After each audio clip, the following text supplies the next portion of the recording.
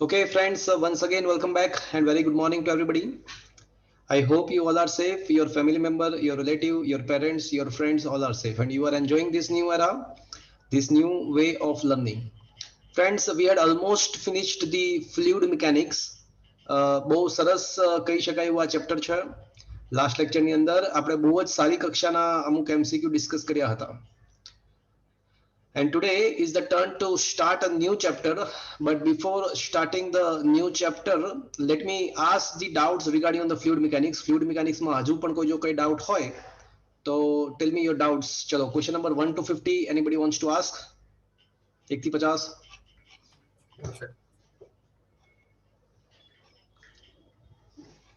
ચલો 1 થી 80 સુધીમાં કોઈને કઈ પૂછવું છે? 1 to 80.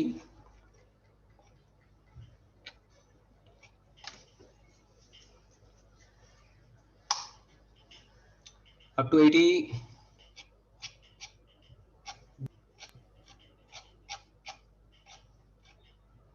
સર છેલ્લે આપણે 101 કરાવ્યો હતો. કઈ વાંધો નહીં. 1 થી 100 100 સુધીમાં કોઈને કઈ પૂછવું છે? 1 to 100.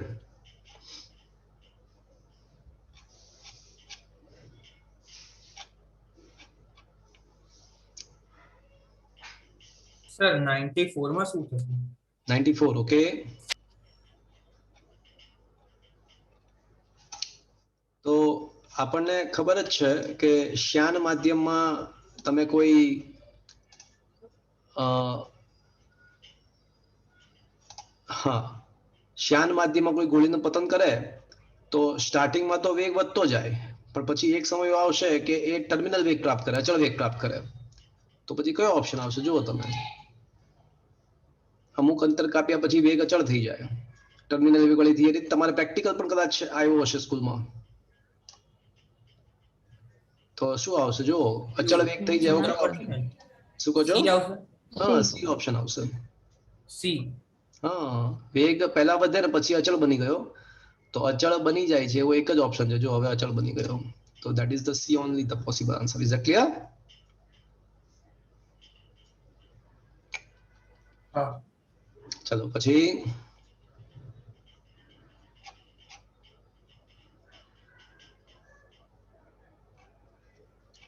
ચલો, સર એક અર્ગ એટલે એક જૂલ બરાબર 10⁻7 અર્ગ, તો એક અર્ગ બરાબર 10⁻7 જૂલ. એક જૂલ 10⁻7 અર્ગ થાય, તો એક અર્ગ બરાબર 10⁻7 જૂલ થશે ને? ઠીક છે. હા. ચલો પછી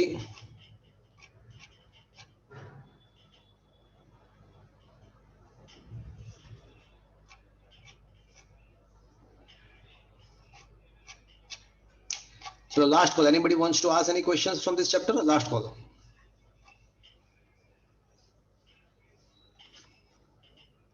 sir 7 number 7 AI number triple માં. AI ટ્રિપલ માં 7th નંબર. ઓકે,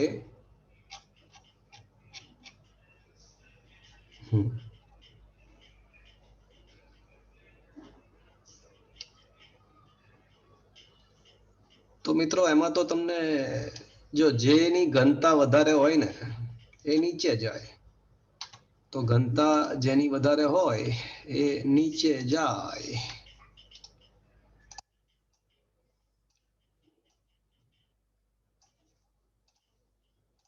તો દેખાય જ છે ને આમાં, તો સ્પષ્ટ જ છે કે સૌથી વધુ ઘનતા કોની હશે? તો સૌથી નીચે જે તરલ હશે એની ઘનતા સૌથી વધારે હશે. ઠીક છે, એટલે ρ2 સૌથી મોટું આવશે, અને સૌથી ઉપર કોણ છે? તો કે ભાઈ ρ1 ઘનતા, એટલે ρ1 સૌથી ઓછી ઘનતા આવશે. તો what should be the answer? તો ફિર ઓપ્શન એ. Option A. એટલે ρ1 સૌથી નાનું અને ρ2 સૌથી વધારે. તો એ રીતે વિચારો તો ρ1 is less than ρ3 is less than ρ2 obviously. ઠીક છે. ચલો પછી સર 8 નંબર નો પદાર્થ. 8 નંબર.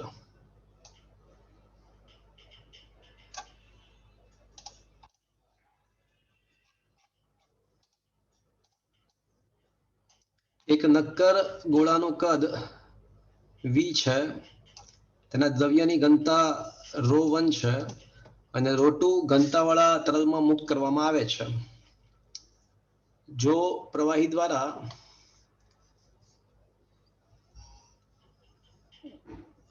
ગોળા પર લાગતું શ્યાનતા બળ ગોળાના વેગના સમપ્રમાણમાં છે, તો શ્યાનતા બળ ચલે છે v છે, બરાબર. તો કેન આઈ સે F is equals to kV? ચાલશે? ઠીક છે. હા. તો અંતિમ વેગ કેટલો હશે? હા. જ્યારે પદાર્થ ટર્મિનલ વેગ પ્રાપ્ત કરે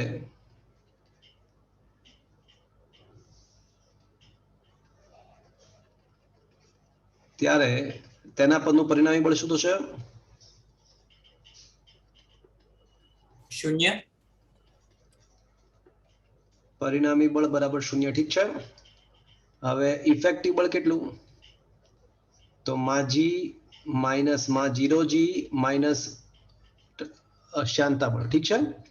અધો દિશામાં આપણને ખબર છે કે પદાર્થ પર અધો દિશામાં માજી બળ લાગે અને ઉર્ધ્વ દિશામાં શ્યાનતા બળ પણ લાગશે. અને ઉત્પ્લાવક બળ પણ લાગે. હા, અધો દિશામાં માજી લાગે અને ઉર્ધ્વ દિશામાં બોયન્ટ ફોર્સ એટલે કે ઉત્પ્લાવક બળ પણ લાગે અને નીચે તરફ જતો હોય પદાર્થ તો શ્યાનતા બળ પણ ઉપર તરફ લાગશે. હા કે ના? હા. પણ જ્યારે સંતુલન સ્થપાય, અચળ વેગ પ્રાપ્ત થાય ત્યારે પરિણામી બળ 0 થશે.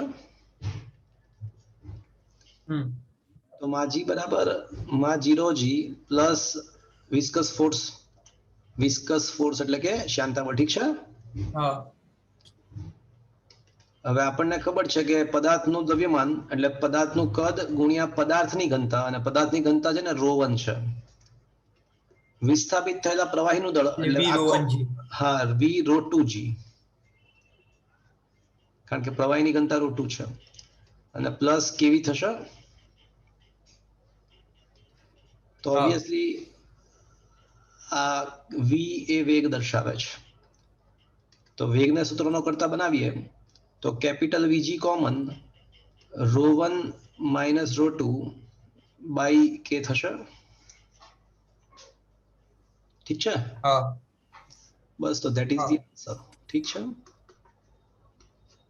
આયા બાત સમજ में? સર બેરોમેટ્રિક ઊંચાઈ એટલે? બેરોમેટ્રિક ઊંચાઈ એટલે બેરોમીટરની ઊંચાઈ. બેરોમીટર જે સાધન છે, અવાજ કપાય. હા, બેરોમીટર જે સાધન છે એના વડે મપાયેલી ઊંચાઈ એટલે બેરોમેટ્રિક ઊંચાઈ કહેવાય. એક વાતાવરણ દબાણ માટે એ 76 સેન્ટીમીટર હોય. એક વાતાવરણ દબાણ માટે 76 સેન્ટીમીટર હોય. ઠીક છે. હા, બરોબર. સર 4 નંબર છે. ઓકે.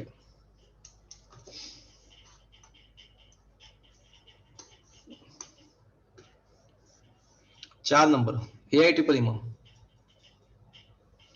શેમાં 4 નંબર? એટલે આવડા જે ઘન પદાર્થના દ્રવ્ય આવડા જે ઘન પદાર્થ દ્રશ્ય પ્રકાશ માટે પારદર્શક હોય. હા સર, એ છે. હા, એટલે આમાં તો ઇન્ફોર્મેશન છે, આમાં આપણે કશું ના કરી શકીએ. જે ઘન પદાર્થ માટે દ્રશ્ય પ્રકાશ માટે પારદર્શક હોય અને જેની વાહકતા તાપમાન સાથે વધતી હોય, તો જો હું તમને કદાચ કેમેસ્ટ્રીમાં તમે ભણ્યા હો કે નહીં મને ખ્યાલ નથી, પણ હું તમને થોડી ઇન્ફોર્મેશન આપું.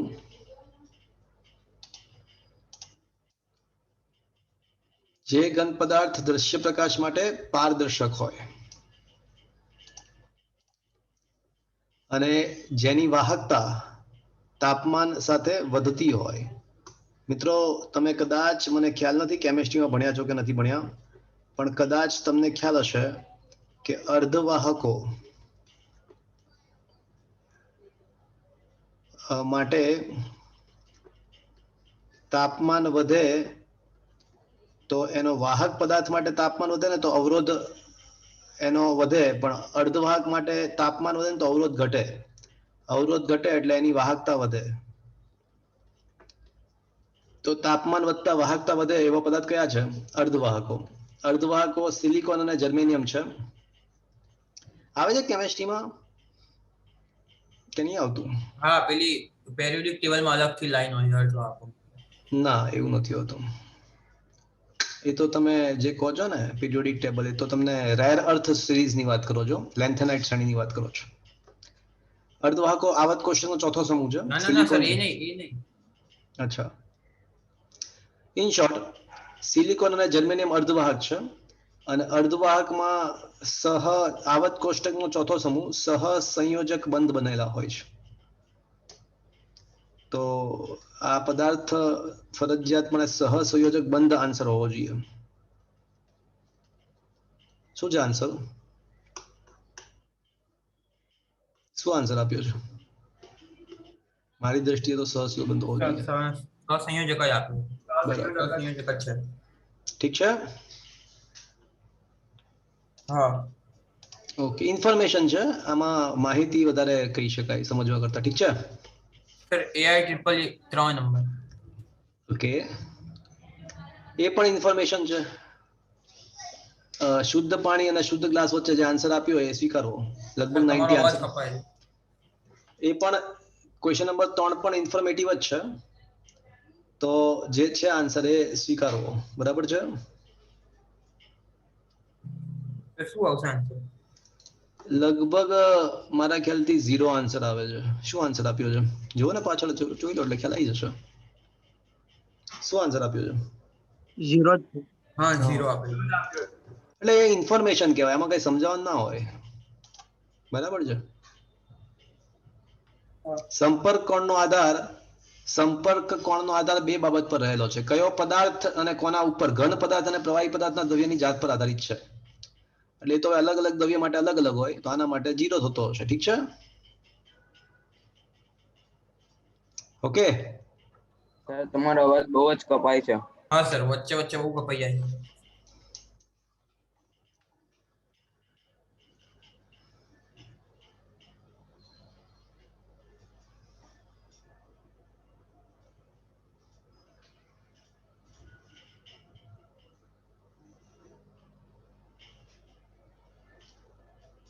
આવે છે બરાબર અવાજ?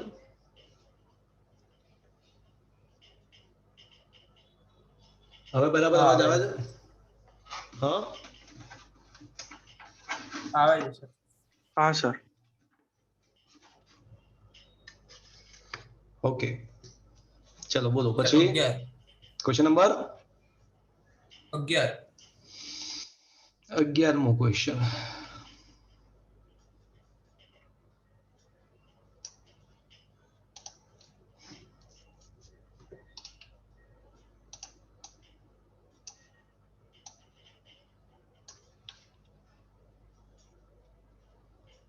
આમાં તો આવડી જવું જોઈએ તમને.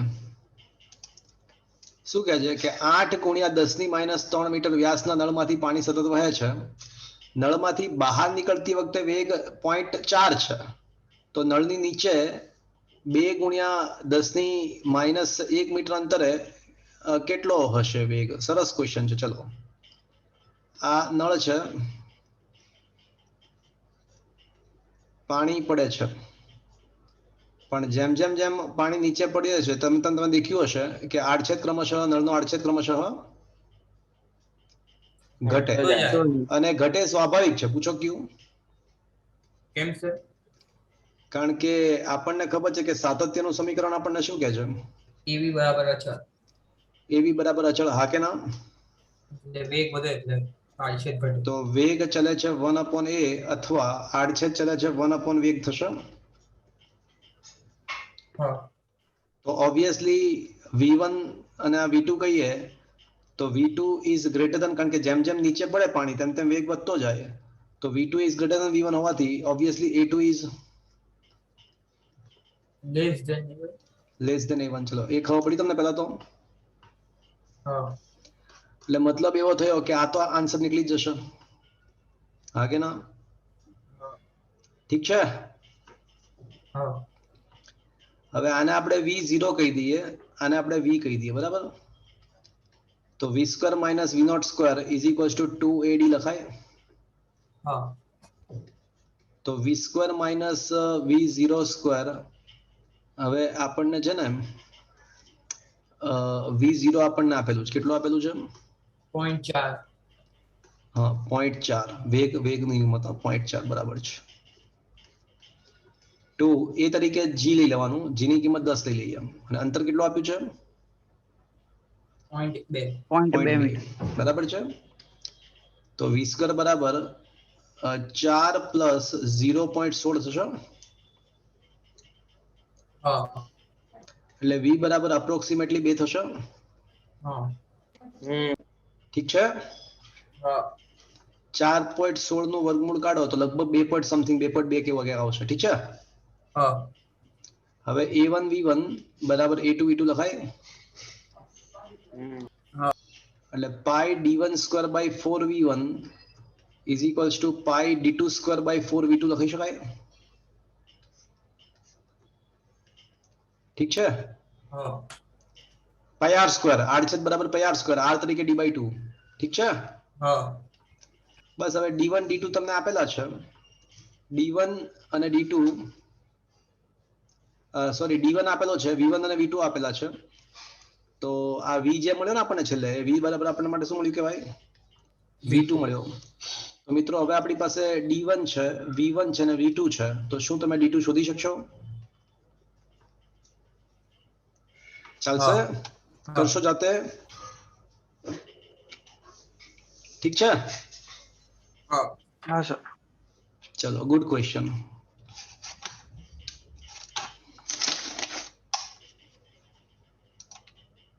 ચલો પૂછો હવે.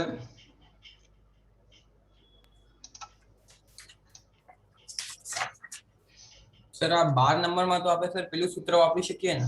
તમે એક સૂત્ર કીધું. કયું સૂત્ર કીધું તું? કયું સૂત્ર કીધું તું? ના પણ સર એ તો n બિંદુ માટે હતું. n બિંદુ ભેગા મળીને મોટું બિંદુ બને ત્યારે મુક્ત થતી ઉર્જા.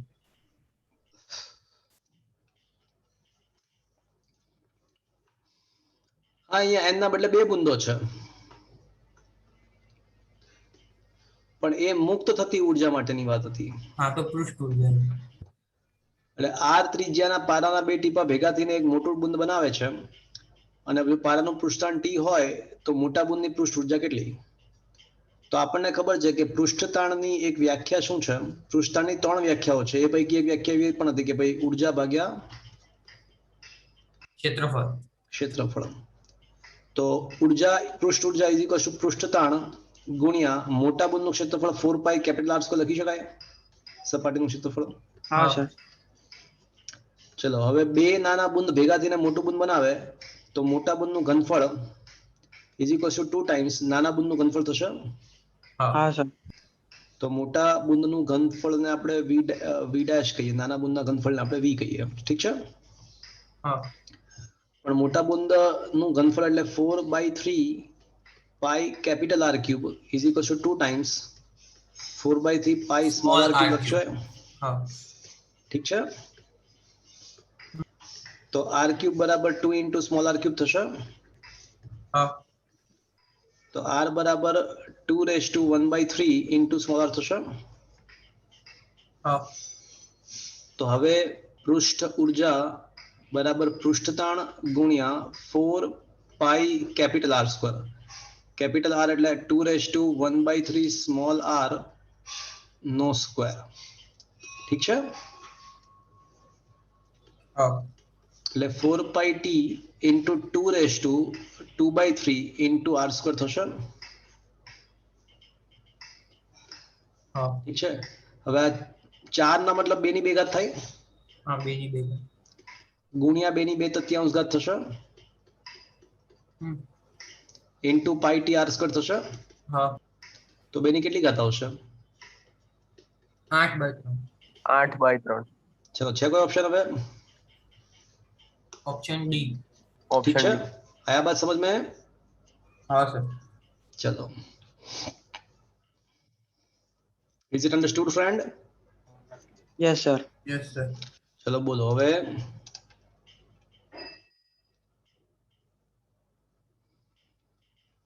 ચલો બોલો બોલો બોલો બોલો. સર સીબીએસઈ પીએમટી માં 5મો નંબર. સીબીએસઈ પીએમટી માં 5મો નંબર. ચલો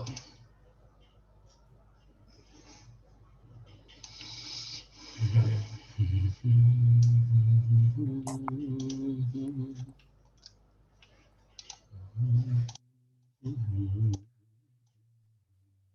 દબની હતા એટલે 1 upon બલ્ક મોડ્યુલસ ને. હા,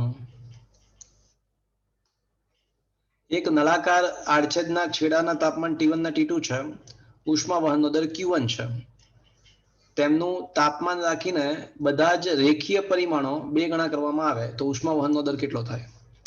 મિત્રો, આપણા ચેપ્ટર નંબર 11 ની અંદર ઉષ્મા વહન નામનો ટોપિક જે હતો એનું ખાલી પ્રસ્તાવના સિલેબસમાં હતી, પણ ડિટેલ ડિસ્કશન નહોતું યાદ હોય તો ઉષ્મા વહનનો દર કદાચ મેં તમને લાસ્ટ લેક્ચરમાં સમજાવ્યું હતું. ઉષ્મા વહનનો દર H બરાબર તાપમાનનો તફાવત ભાગ્યા વિદ્યુત ઉષ્મા યાદ છે? વિદ્યુત સ્થિતિમાનનો તફાવત ભાગ્યા અવરોધ પ્રમાણે તાપમાન તફાવત ઉષ્મી અવરોધ. અને જ્યાં કદાચ તમને એ પણ શીખવાડ્યું છે ઉષ્મી અવરોધ is equals two L upon Ka. લાકા. શાકાલાકા બૂમ બૂમ લાકા. શાકાલાકા બૂમ બૂમ બૂમ. તો આ રીત બરાબર લાકા શાકાલાકા બૂમ બૂમ. તો હવે H નું સૂત્ર શું બનશે મિત્રો? T1 minus T2 upon L upon K. તો તમારે યાદ રાખવું હોય તો યાદ રાખી શકાય K A T1 minus T2 by L. તો આ ઉષ્મા વહનના દર માટેનું સૂત્ર છે. ઠીક છે? જ્યાં L શું છે મિત્રો?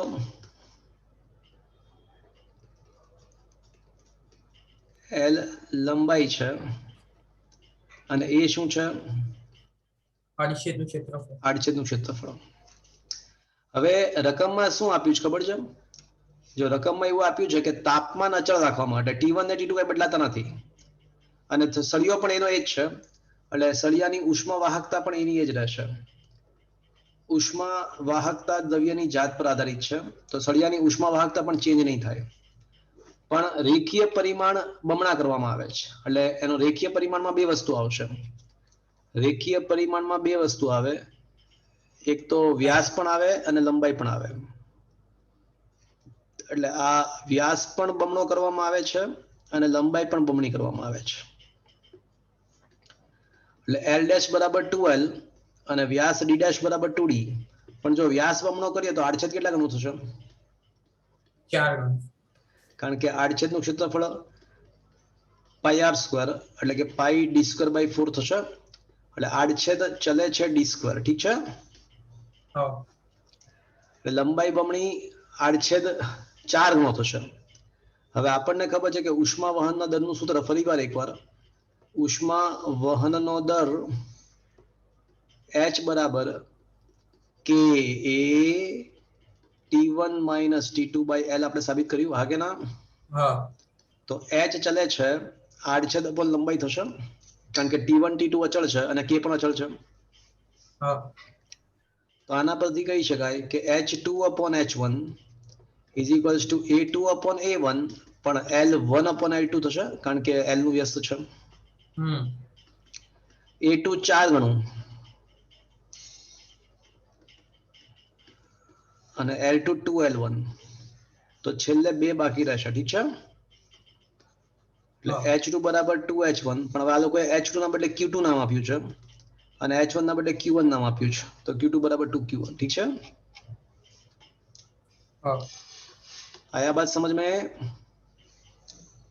हाँ सर. ચલો પછી ક્વેશ્ચન 6. Question number 6.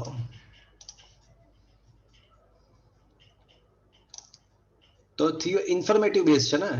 વિન સ્થાનાંતરનો નિયમ ખાલી જગ્યા સાથે સંબંધ દર્શાવે છે. ઉત્સર્જક સપાટીની ઉત્સર્જકતા અને શોષકતા વચ્ચેનો સંબંધ આપે છે? ના, ઉત્સર્જકતા અને શોષકતા વચ્ચેનો સંબંધ તો યાદ છે, કિર્ચોફનો નિયમ હતો કે કોઈ પણ પદાર્થ માટે શોષકતા અને ઉત્સર્જકતા સમાન હોય. યાદ છે? A બરાબર E. હા, A બરાબર E. પછી વિન સ્થાનાંતર ગરમ સપાટીમાંથી ઉત્સર્જન પામતો કુલ વિકિરણ પાવર, તો B એ શેમાં આવશે? ચલો પહેલા વિધાન માટે શું આવે? કિર્ચોફનો નિયમ. બીજા વિધાન માટે શું આવશે?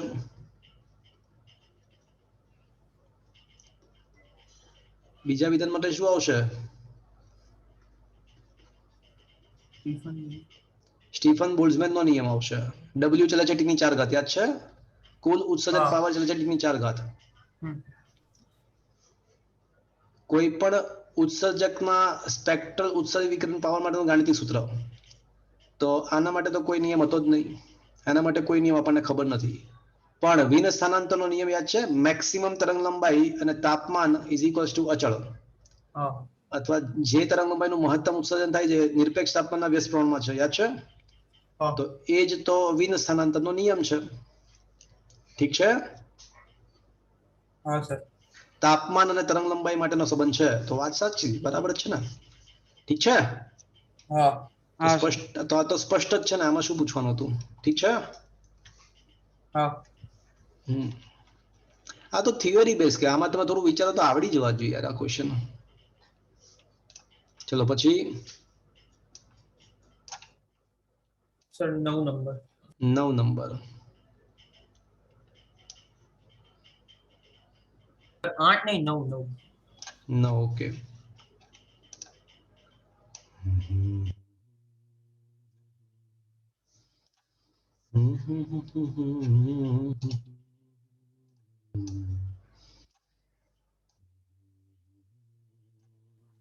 અહીંયા ચેપ્ટર 11 ચાલુ થયું ને? થઈ ગયું કેવાય ચેપ્ટર 11. ચેપ્ટર 11 સ્ટાર્ટ થઈ ગયું કેવાય.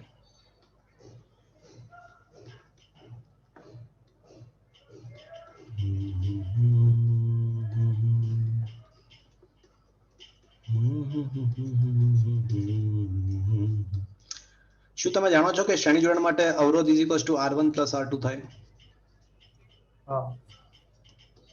તો L ઇફેક્ટિવ લાકા અવરોધ યાદ છે ને? લાકા શાકા લાકા બમ બમ બમ લાકા એ લાકા શાકા લાકા બમ બમ બમ. ઠીક છે? યસ ઓર નો? હવે બે ચોસલા છે, શ્રેણીમાં છે. શ્રેણીમાં બે ચોસલા જોડાયેલા છે, સમાન પરિમાણ એટલે આડછેદ અને લંબાઈ સરખી છે, પણ એકની ઉષ્મા વાહકતા K1 છે અને બીજાની K2 છે. ઠીક છે? તો ચલો કોઈ મને કહેશે ઇફેક્ટિવ લંબાઈ કેટલી થશે? આ તંત્રની ઇફેક્ટિવ લંબાઈ કેટલી થશે? બોલો. આ L અને L તો તંત્રની કુલ લંબાઈ કેટલી થાય? 2L. આડછેદ કેટલો થશે? આડછેદ તંત્રનો આડછેદ કેટલો થશે? 4A. અલા આડછેદ તો એનો એ જ રહે. તમે ગમે ત્યાંથી આડછેદ પાડો, આડછેદનું ક્ષેત્રફળ ગમે ત્યાંથી કાઢ પાડો તો એનું એ જ આવશે. કોઈ એકનું જે હશે. જો આડછેદ કઈ વધતો નથી, લંબાઈ વધે છે જોડાણ કરતા, પણ આડછેદ તો એનો એ જ રહેશે. આને આડછેદ કહેવાય. ખ્યાલ છે ને? આ જે ભાગ છે ને આને આડછેદ કહેવાય. ઠીક છે?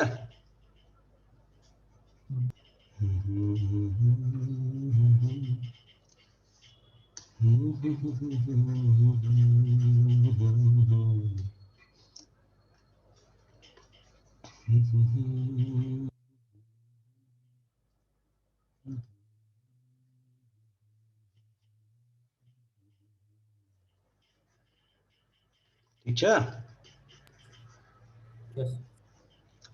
તો આડછેદ તો એનો એ જ રહેશે મિત્રો. તો સમતુલ્ય આડછેદ તો એ જ થશે. L upon K1A L upon K2A. લા લા લા લા લા લા કેન્સલ. તો 2/K ઇફેક્ટિવ, તો 2/K effective is equals two 1 upon K1 plus 1 upon K2 થશે. તો આ કિસ્સામાં K ઇફેક્ટિવ શોષણ તો શું આવશે? 2K1 K2 upon K1 plus K2.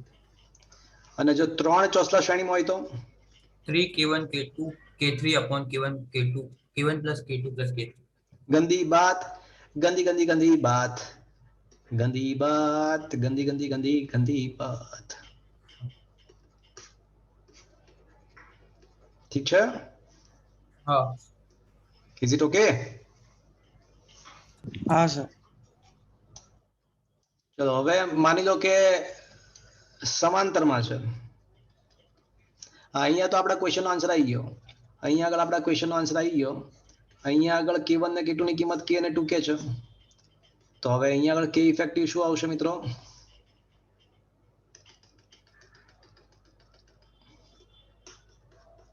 અહીંયા કે ઇફેક્ટિવ શું આવશે? આપણા માટે આ બે શોર્ટકટ થયા, ખબર પડી તમને? હવે અહીંયા આગળ k1 અને k2 ની કિંમત મૂકી દઈએ, તો k ઇફેક્ટિવ તો 2k 2k1 તરીકે k, k2 તરીકે 2k upon k1 plus k2, તો સાદુરૂપ આપો તો 2 4k બાય 3 આન્સર આવશે. ઠીક છે? So this is your answer. અહીંયા કશું આપ્યું નથી એટલે ઓટોમેટિકલી શ્રેણી લેવાનું, કશું આપ્યું નથી એટલે ઓટોમેટિકલી શ્રેણી જોડાણ લેવાનું. ઠીક છે? ચલો હવે આપણે શું કરીશું મિત્રો કેસ 2 માં? સમાંતર જોડાણ. તો કેસ નંબર 2 સમાંતર જોડાણ.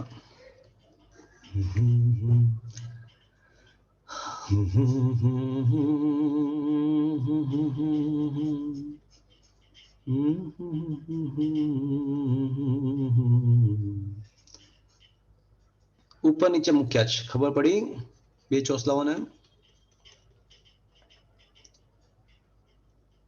તો હવે થિંક અબાઉટ ધ આડછેદ. તો આ રીતે ઉપર નીચે મૂકીએ તો આડછેદ માટે શું કહી શકાય મિત્રો? આડછેદ બમણો થશે પણ લંબાઈ એકની. પરફેક્ટ. અને સમાંતરમાં સૂત્ર શું આવે મિત્રો?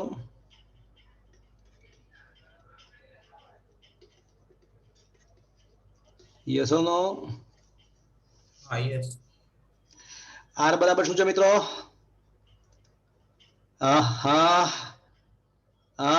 બોલો.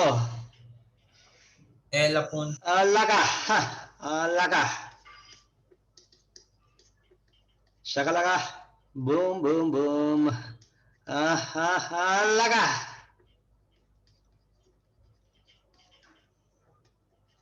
શકલગા બૂમ બૂમ બૂમ. તો કા ઉપર એટલે કે effective A effective upon L effective k1 a1 l1 k2 a2 l2. આમ તો તમને ખબર જ છે જવાબ શું આવવો જોઈએ મિત્રો? k1 plus k2 by 2. ખબર જ છે કે જવાબ આપણને શું આવશે. This is not the first time, it is a fourth or fifth time. મિત્રો આ ચોથી કે પાંચમી વખત છે. ઇફેક્ટિવ આડછેદ ડબલ, લંબાઈ એની એજ. આ કેસમાં લંબાઈ એની એજ થશે જો, પણ આડછેદ ડબલ થઈ જશે. જુઓ તમે, તો આડછેદ ડબલ થશે પણ લંબાઈ તો એલની એલ જ રહેશે. હા કે ના? k1 a by l, k2 a by l. આલિયા આલિયા કેન્સલ. તો હવે કે ઇફેક્ટિવ શું આવશે મિત્ર? k1 plus k2 by 2.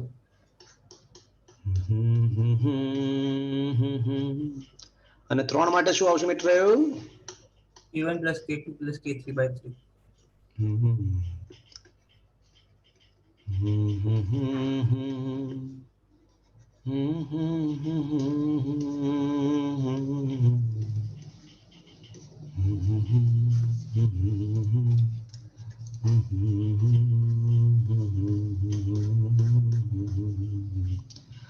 ચલો મિત્રો, તો પછી હવે આપણે એકદમ આવું પહેલી વાર નથી. This is not the first time.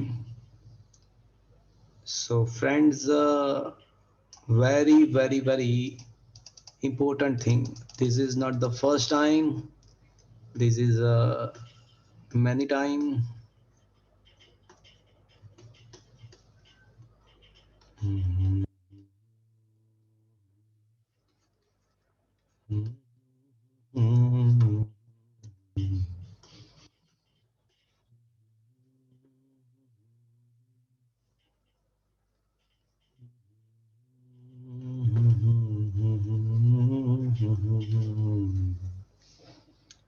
ચલો, બે માટે લખું છું, 3 માટે વિચારજો. ઠીક છે?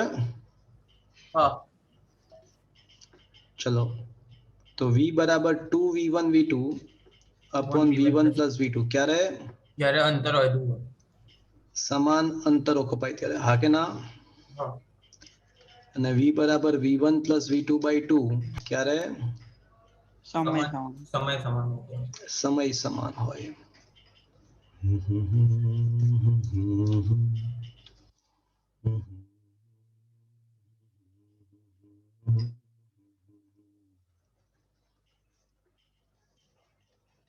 મિશ્રણની ઘનતા યાદ આવે છે મિત્રો? હા તમે શોર્ટકટ પૂરો અને ઓછો પણ બોલ. આ ક્યારે હતું સમાન?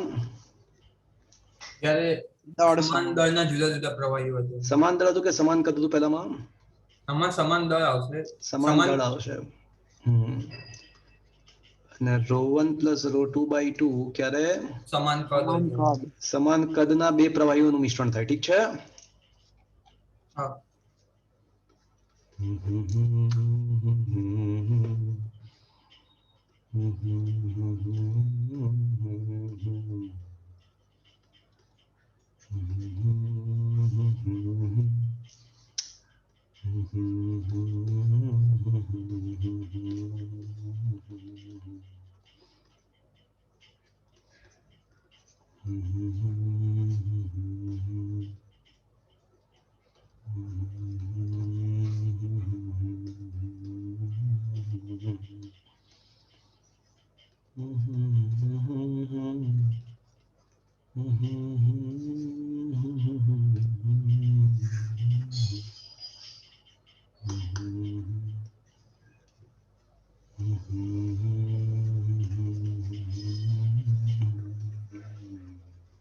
ઠીક છે? હા.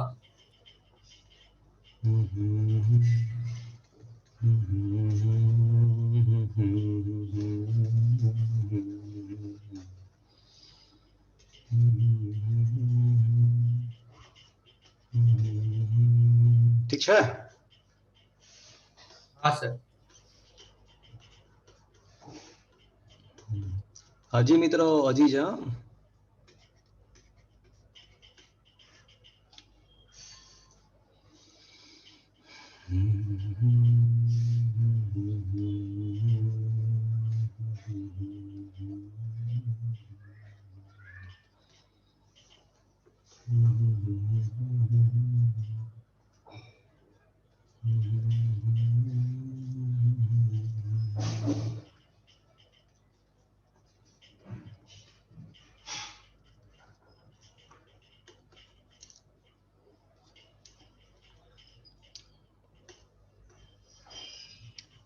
મિત્રો એવું છે કે કેપેસિટરની બે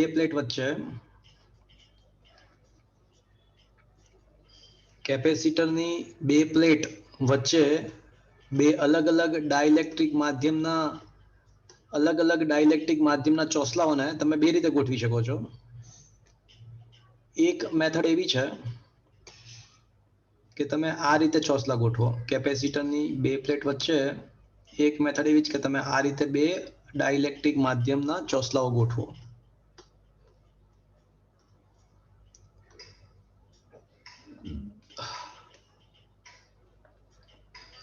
અને બંને સમાન હોવા જોઈએ, સમાન લંબાઈના હોવા જોઈએ, સમાન જાડાઈના હોવા જોઈએ.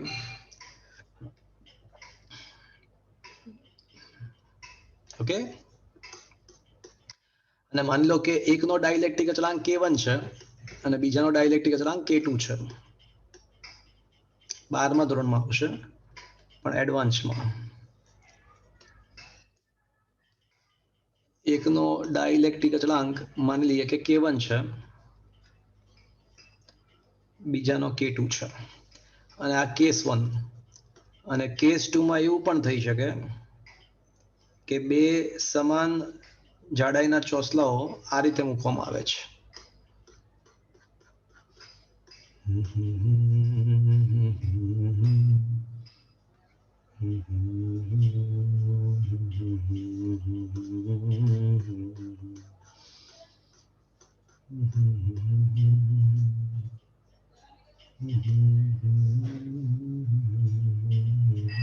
ઠીક છે?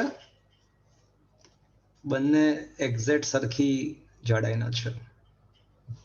તો આ રીતે બે ચોસલાઓ મૂકવામાં આવે છે.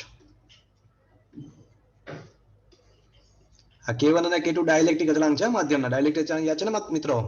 હા. માધ્યમમાં લાગતું બળ અને શૂન્યમાં લાગતું બળ. તો આવા સંજોગોમાં છે ને કે ઇફેક્ટિવ શોધવામાં આવે પહેલા કેસમાં, તો આ કેસમાં જો કે ઇફેક્ટિવ શોધવામાં આવે સમતુલ્ય ડાઇલેક્ટ્રિક અચળાંક, તો આના માટે એક જ minute, 1/C1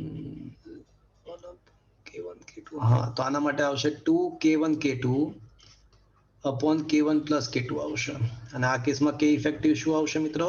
K1 plus K2/2. K1 plus K2/2. ઠીક છે સર આ બંને અસમાન વિદ્યુતભાર વાળી પ્લેટ છે ને? અસમાન ડાઇલેક્ટ્રિક અચળાંક વાળી પ્લેટ ના, પ્લેટ્સ તો ધાતુની હોય, કેપેસિટરમાં પ્લેટ્સ તો ધાતુની હોય, એટલે પ્લેટનું મહત્વ નથી, એની અંદર માધ્યમ્સ નાખ્યા છે અલગ અલગ ડાઇલેક્ટ્રિક વાળા. ઠીક છે, હા ઓકે. કેપેસિટરની બંને પ્લેટ તો ધાતુની જ હોય, એટલે આ બે પ્લેટની વચ્ચે માધ્યમ દાખલ કરેલા છે. ઠીક છે હા સર. મિત્રો અહીંયા આગળ એક વસ્તુ મારે કહેવી જોઈએ કે વિદ્યુત અવરોધકતા છે ને, અવરોધકતામાં ઉલટું થઈ જાય, વાહકતાના વ્યસ્તને અવરોધકતા કહેવાય, એટલે અવરોધકતા માટે જો વિચારીએ ને તો ઉલટો આન્સર આવે, એટલે આ જે છે એ અવરોધકતા માટેનો શોર્ટકટ, રો વાળો જે લખ્યો ને, તો આ અવરોધકતા માટેનો શોર્ટકટ છે. ઠીક છે, હા હજી આવા 2-3 કિસ્સાઓ છે, પણ જે તે સમયે આપણે ડિસ્કસ કરીશું 12મા ધોરણમાં. તો મિત્રો ખબર પડી તમને, ઘણા બધા શોર્ટકટ્સ તૈયાર થયા અહીંયા આગળ. ઠીક છે, હા एक्सक्यूज मी, आया बात समझ में?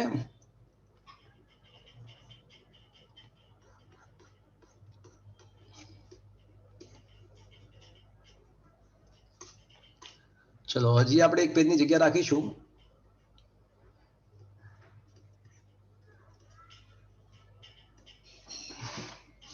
આમાં હજી અમુક વસ્તુ એડ કરી શકાય છે. હું આ પેજની જગ્યા રાખું છું, પછી ક્યારેક આપણે ડિસ્કસ કરીશું આમાં. ઠીક છે, હા ચલો પછી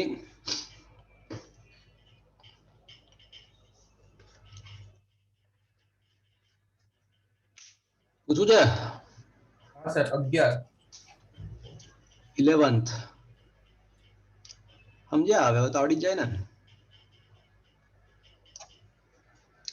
ઉષ્મા વહન એટલે ઉષ્મા વહનનો દર, ઉષ્મા વહન એટલે ઉષ્મા વહનનો દર, તો ઉષ્મા વહનનો દર ચલે છે શું આવશે?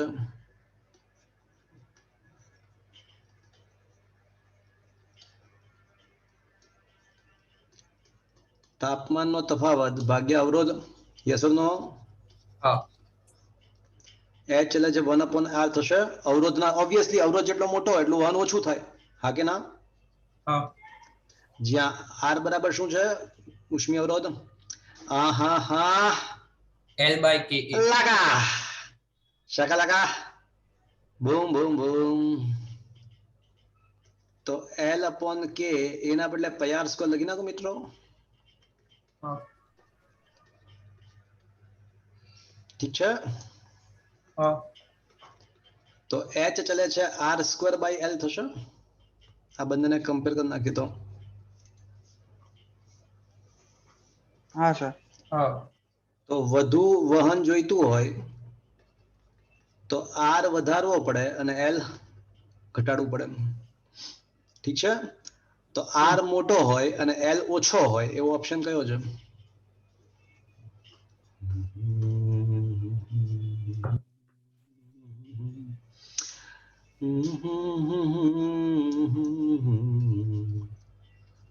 तुझको ज़मीं पे बुलाया मेरे लिए. ઠીક છે, હા ઇઝ ઇટ અન્ડરસ્ટુડ ફ્રેન્ડ? હા સર. ચલો પૂછો પછી. સર એમ્સમાં 7 નંબર.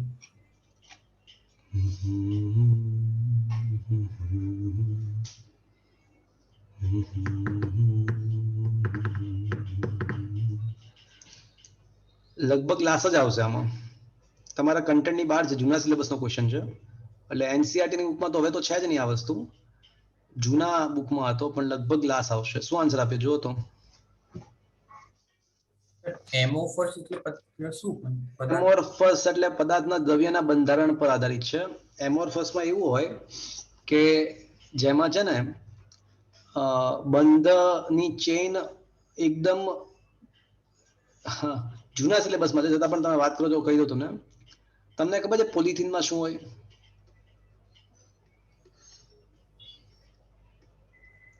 હા કે ના? બરોબર, કેમિસ્ટ્રીમાં ચેન ચાલ્યા કરે, હા કે ના? હા, પોલીમર. પોલિમરમાં, હા કે ના? હા સર. તો એમાં શું હોય છે કે એમોર્ફસ પદાર્થમાં કેવું હોય કે અમુક ભાગમાં આવી ચેન હોય, અમુક ભાગમાં ચેન બંધારણ હોય, વળી પાછું અમુક ભાગમાં અનિયમિત બોન્ડિંગ હોય, વળી પાછું અમુક ભાગમાં બંધારણ હોય, એટલે અમુક ભાગમાં અનિયમિત હોય. એટલે એને કારણે શું થાય કે જ્યારે તમે પદાર્થને ગરમ કરો ને ત્યારે અમુક જ્યાં ચેન ના હોય ત્યાં નબળા બંધો હોય, ત્યાં નબળા બંધો હોય, અને જ્યાં ચેન હોય ત્યાં સ્ટ્રોંગ બંધ હોય. તો તમે ગરમ કરો ત્યારે શું થાય ખબર છે? નબળા બંધ પહેલા તૂટી જાય અને ગરમ બંધ લેટ તૂટે. એટલે છે ને પદાર્થ એક સાથે ના પીગળે, પદાર્થનો થોડો થોડો ભાગ પીગળતો જાય. ખબર પડી તમને? થોડો થોડો ભાગ પીગળે, સમજ પડ્યો? જ્યારે આખું સ્ફટિક બંધારણ સેમ હોય ને તો પદાર્થ એક સાથે પીગળવા લાગે. તમારો અવાજ નથી આવતો.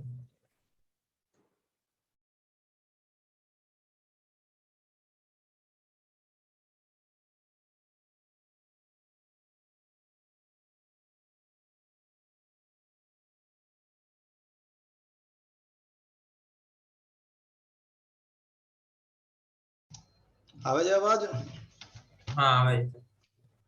એટલે એમોર્ફસ પદાર્થમાં શું હોય કે ગલનબિંદુ નિશ્ચિત ના હોય, કારણ કે અમુક ભાગ વહેલા તૂટે, અમુક ભાગ લેટ તૂટે, એટલે પદાર્થ પહેલા ઢીલો થઈ જાય અને પછી આખું પીગળે એમ. એટલે ગલનબિંદુ નિશ્ચિત ના હોય એવા પદાર્થને એમોર્ફસ પદાર્થ કહેવાય. સમજ પડી તમને? હા સર. હા, પણ જવા દો ને થોડો ટાઈમ પાસ. એટલે ગ્લાસને તમે ગરમ કરો ને, ગ્લાસને, કાચને, તો એમાં શું છે એક સાથે ગ્લાસ ના પીગળે, ધીમે ધીમે પીગળે. અમુક બંધો વહેલા તૂટે, અમુક બંધો લેટ તૂટે, એવું બધું થાય. ઠીક છે? હા. ચલો પછી એમ્સમાં 9 નંબર. કરાયો તો ખરા? આ 9 નંબર કરાયો મેં તમને? કરાયો ને? 9 નંબર, 9 નંબર તો કરાવી દીધો ને સર એમ્સમાં એમ્સમાં 9 નંબર. 1 મિનિટ, હા, let me check.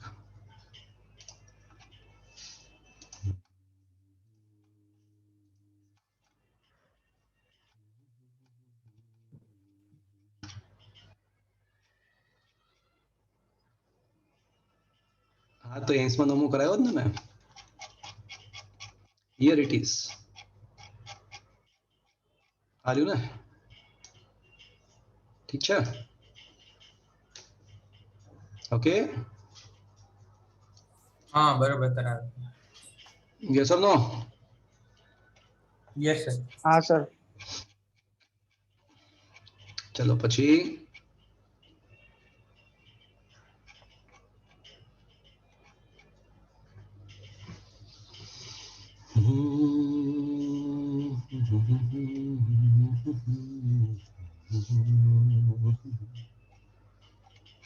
so can we start a new chapter?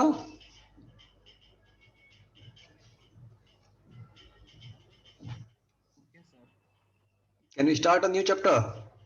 Sir 26 છે. એમ્સમાં 26. એમ્સમાં 26.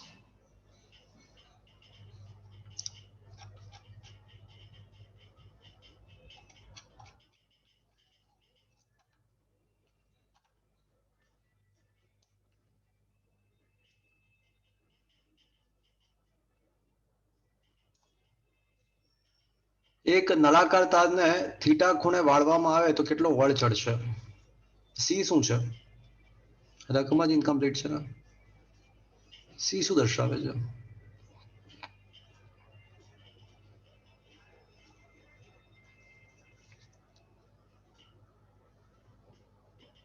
ઇનકમ્પ્લીટ ક્વેશ્ચન છે, જવા દો, ડોન્ટ વેસ્ટ ટાઈમ. 26 એક જ મિનિટ જોઈ લઈએ આપણે. 22. Let me check the solution એકવાર દેખી લેવા દો ને. હા.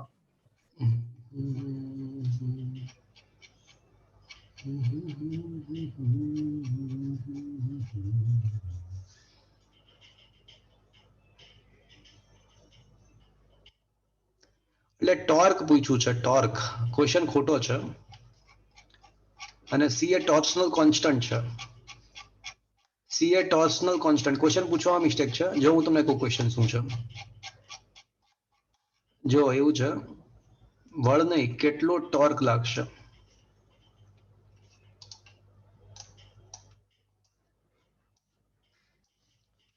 જ્યાં સી એ ટોર્શનલ કોન્સ્ટન્ટ છે. શું છે મિત્રો?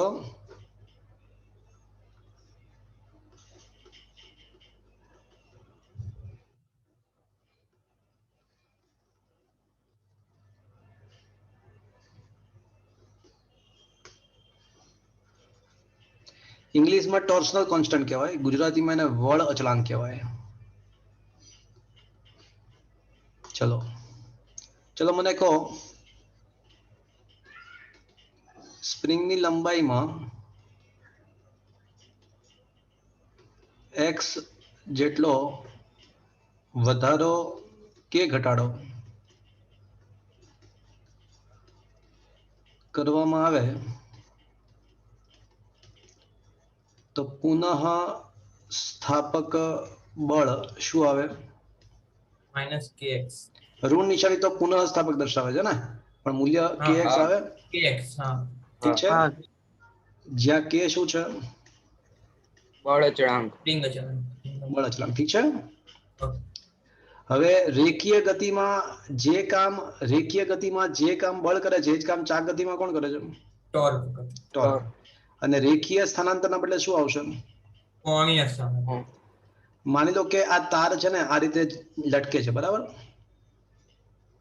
એટલે તારનો એક છેડો દઢ આધાર પરથી જડિત છે અને બીજા છેડાને આમ મળવામાં આવે છે. આમ નીચેથી પકડીને આપણે થોડું આમ વળ ચડાવીએ છીએ. સમજ્યા તમે? નીચેથી વળ ચડાવીએ છીએ. થીટા કોણ સ્થાનાંતર કરીએ છીએ? થીટા કોણે કોણીય સ્થાનાંતર કરીએ છીએ, સ્થાનાંતર નહીં. કોણીય. ઠીક છે. તો જો તાર પર થીટા જેટલો વળ ચડાવીએ તો તારમાં શું ઉત્પન્ન થશે? પુનઃ સ્થાપક બળ નહીં આવે. શું આવશે? પુનઃસ્થાપક ટોર્ક. ટોર્ક આવશે. અને જો એફ ના બદલે શું આવશે મિત્રો? ટાવ આવશે. કે એ બળ અચળાંક છે, તો અહીંયા કે ના બદલે બીજો કે આવશે, જે કે જ્યાં સી આવશે. જ્યાં સી શું છે? બળ અચળાંક. અને એક્સ ના બદલે શું આવશે? થીટા. કોણીય સ્થાનાંતર. થીટા. ઠીક છે. એટલે ક્વેશ્ચન પૂછવામાં મિસ્ટેક છે. Understood? Now you understood with the question? હા સર. હા સર. ચલો. Sir 22 streams 22.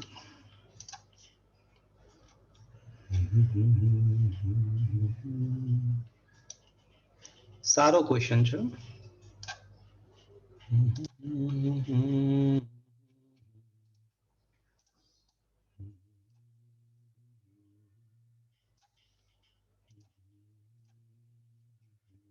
થઈ ગયો છે આ ક્વેશ્ચન. થઈ ગયો કહેવાય એકચ્યુઅલમાં તો.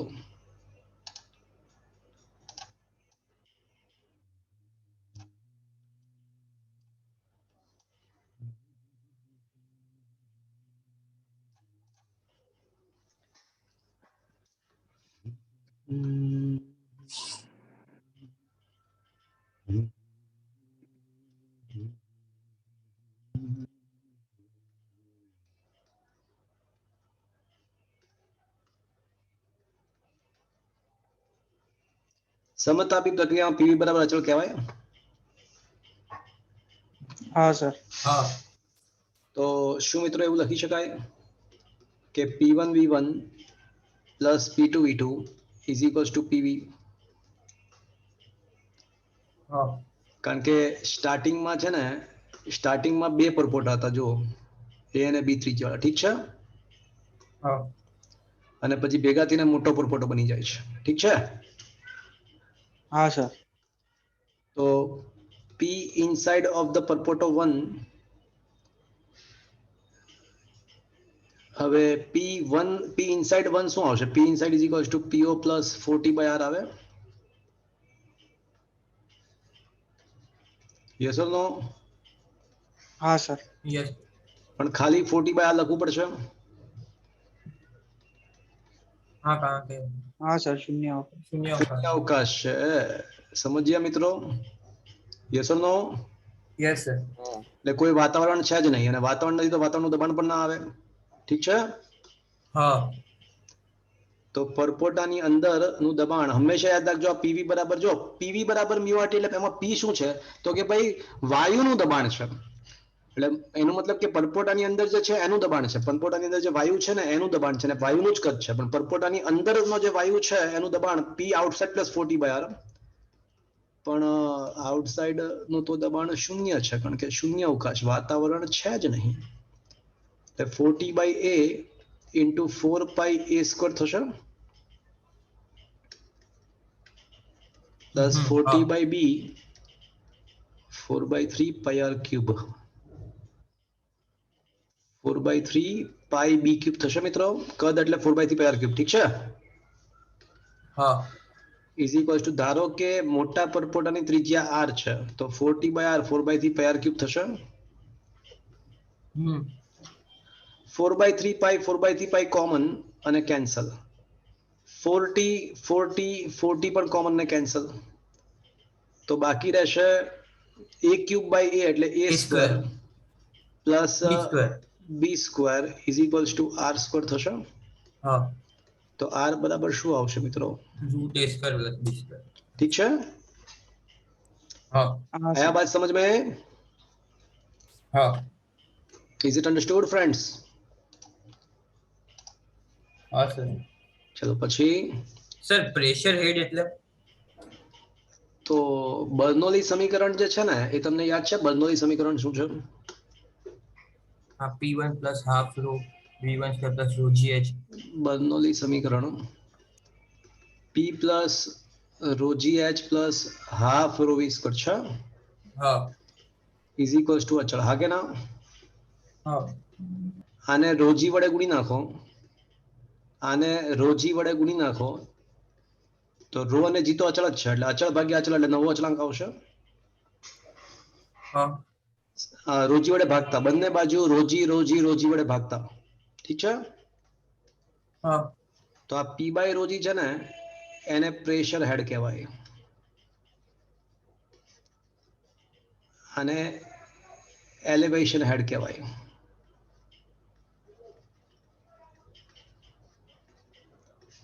અને આને વેલોસિટી હેડ કહેવાય. ઠીક છે.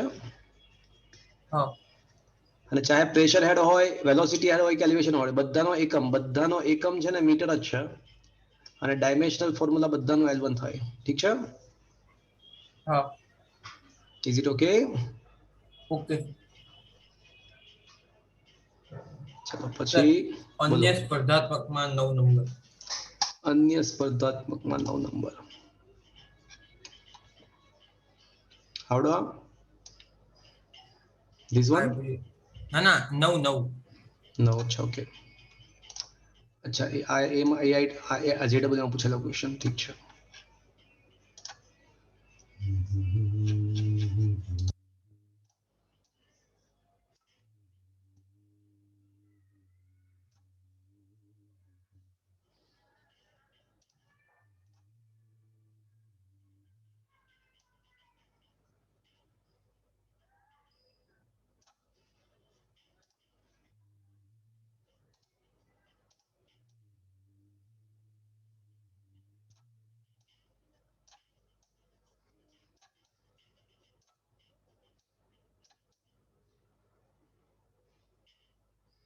ચલો આવું છે. આકૃતિમાં દર્શાવ્યા મુજબ આર ત્રિજ્યાના એક નળાકારના નીચેના ભાગમાંથી કેપિટલ આર ત્રિજ્યાનો અર્ધ ગોળાકાર ભાગ કાપી લેવામાં આવે છે, અને ત્યારબાદ નળાકારને રો ઘનતાવાળા પ્રવાહીમાં લટકવામાં આવે છે. નીચેનો ભાગ કાપી લીધા પછીનું કદ V છે અને દળ M છે. નળાકારની ઉપરની સપાટી પ્રવાહીની સપાટીથી h ઊંડાઈએ છે. તો નળાકારના નીચેના તળિયે લાગતું બળ. ઓકે, રકમમાં એવું આપ્યું છે, થોડું કકડમ બકડમ વિચારવું પડે શાંતિથી. સરસ ક્વેશ્ચન એવું લાગે છે. એટલે આ આપણને કેટલું આપ્યું છે? h. એવું છે ને, નળાકારની ઉપરની સપાટી પ્રવાહીની સપાટીથી h ઊંડાઈ છે. પરફેક્ટ. તો આ નળાકાર છે અને એમાંથી r ત્રિજ્યાનો અડધો ગોળાકાર ભાગ કાપી નાખવામાં આવેલ છે. ચલો હવે શું છે કે નળાકારના તળિયે લાગતું બળ. તો ન્યૂટનનો ત્રીજો નિયમ એવું કહે છે, ન્યૂટનના ત્રીજા નિયમ વડે, મારો અવાજ આવે છે મિત્રો? હા સર. હા સર. પરથી નળાકાર વડે પાણી પર પ્રવાહી પર લાગતું બળ ઇઝ ઇક્વલ્સ ટુ પ્રવાહી વડે નળાકાર પર લાગતું બળ. આ કે ના? હા. નળાકાર વડે પ્રવાહી પર લાગતું બળ ઇઝ ઇક્વલ્સ ટુ પ્રવાહી વડે નળાકાર પર લાગતું બળ. ઠીક છે? Yes or no? Yes sir.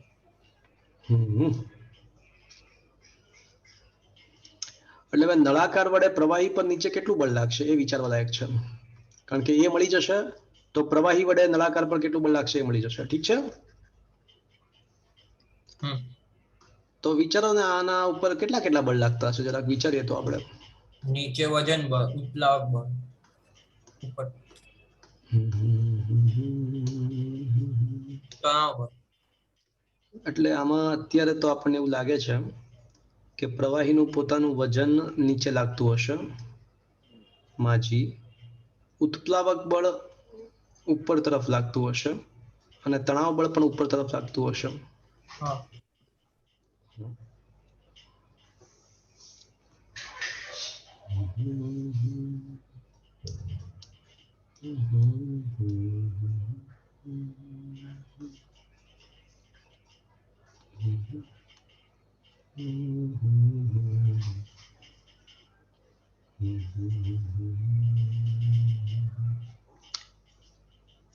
Sir આમાં પીએ પ્લસ રોજીએચ ના લાગે દબાણ દ્વારા?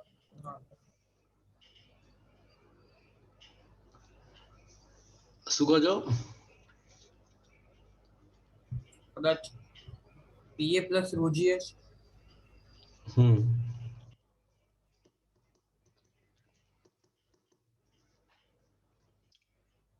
વાત સાચી છે કે અહીંયા આગળ જો આપણે વિચારીએ તો દબાણ અહીંયા આગળ ઉત્પન્ન થશે પીએ પ્લસ રોજી એચ અહીંયા આગળ આવશે. અહીંયા આગળ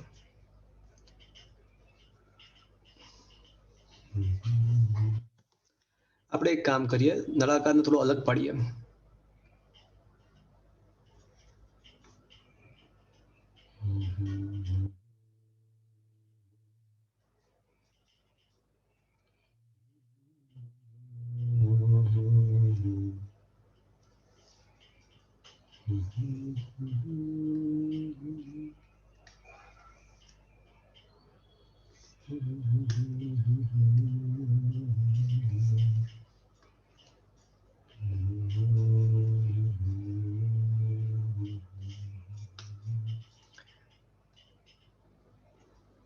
આમાં આ પણ આર છે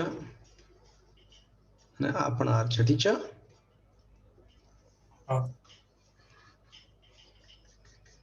હવે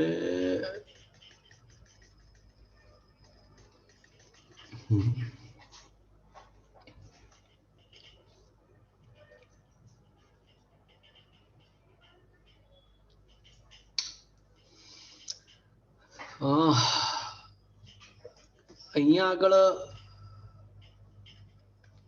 જે દબાણ હશે પદાર્થ પર ઉપર તરફથી પીએ પ્લસ રોજીએચ હશે. Yes or no? Yes.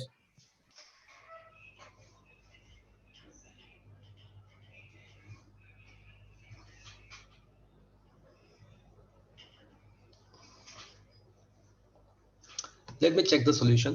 Solution check કરવા દો મને. ક્વેશ્ચન બહુ જકાસ છે.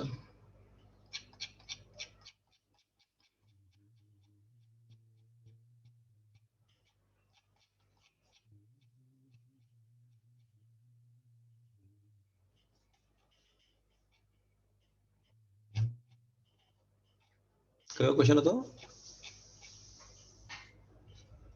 ક્વેશ્ચન નંબર કયો? 9મો.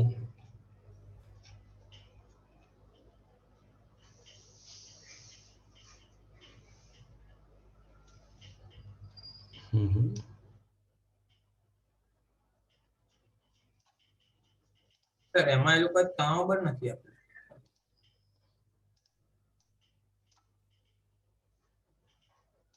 આવું કંઈક લખ્યું છે. તળિયે લાગતું બળ. ઓકે.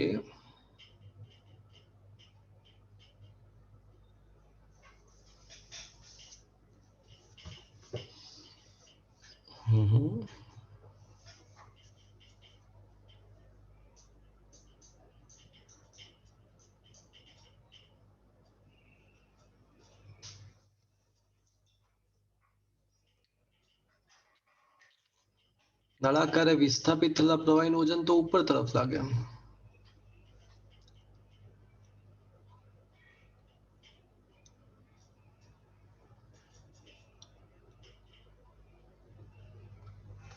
અને h ઊંચાઈના સ્તંભનું દબાણ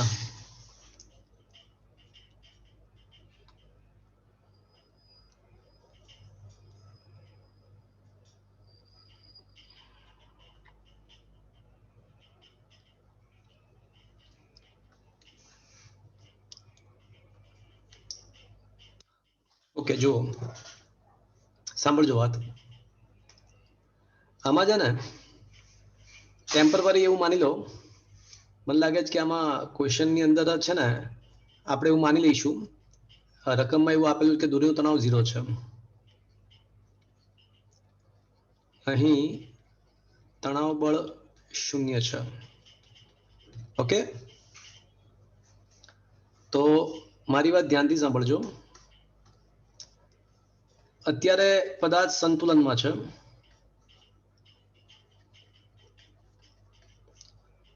તો સંતુલન માટે હું એવું કહી શકું, પદાર્થ પર 3 જ બળ લાગતા હતા. કયા કયા 3 બળ?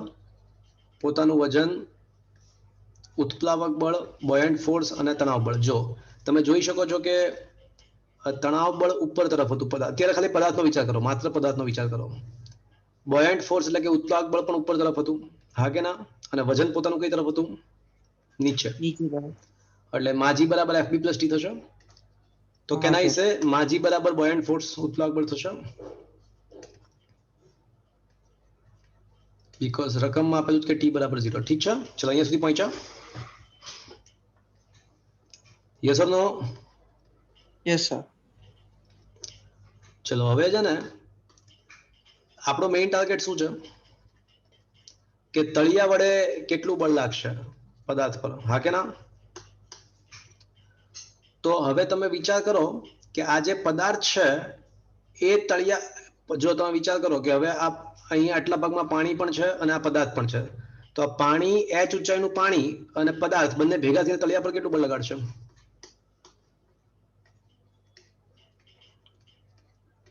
પદાર્થ વડે તેની નીચે રહેલા પ્રવાહી પર લાગતું બળ. પદાર્થ વડે તેની નીચે રહેલા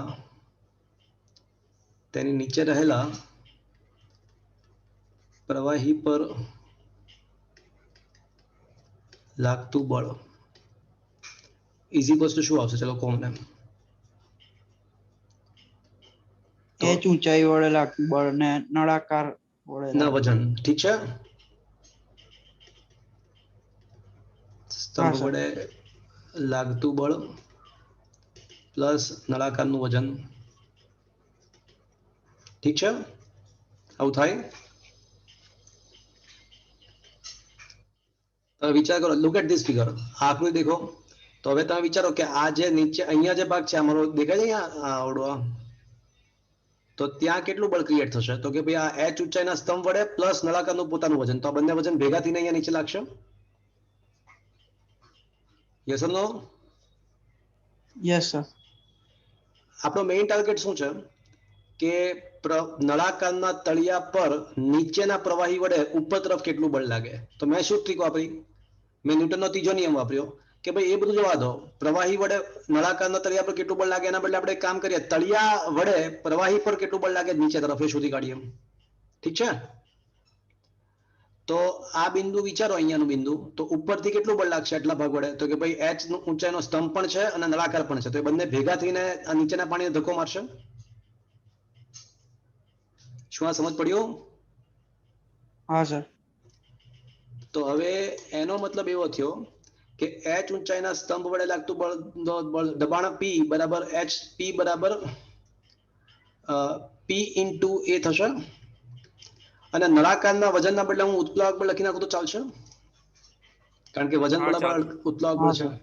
તો હવે જો હવે છેક આપણને આ વસ્તુ ક્લિયર થઈ. જો હવે અહીંયા આવી ગયા, હવે અહીંયા સુધી પહોંચી ગયા. જો વિસ્થાપિત થયેલા પ્રવાહીનું વજન પ્લસ સ્તંભનું દબાણ વડે ઉત્પન્ન દબાણ, દબાણને કારણે બળ. ઠીક છે?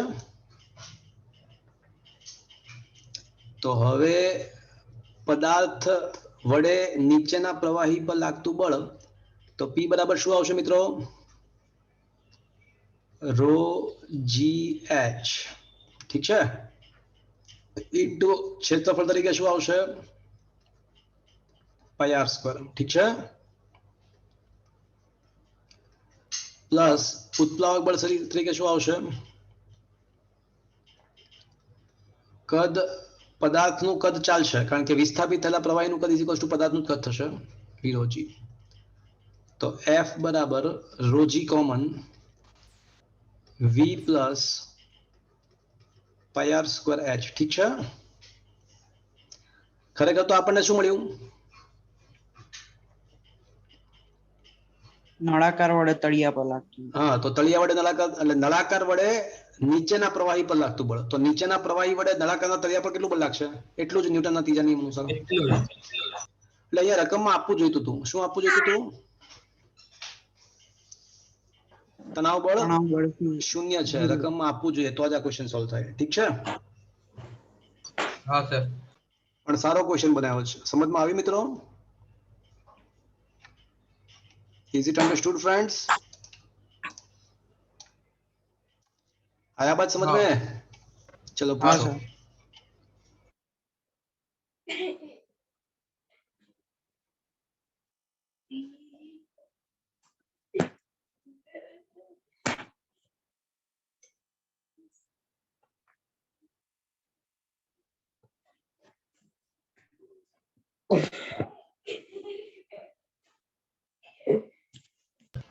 સર 19.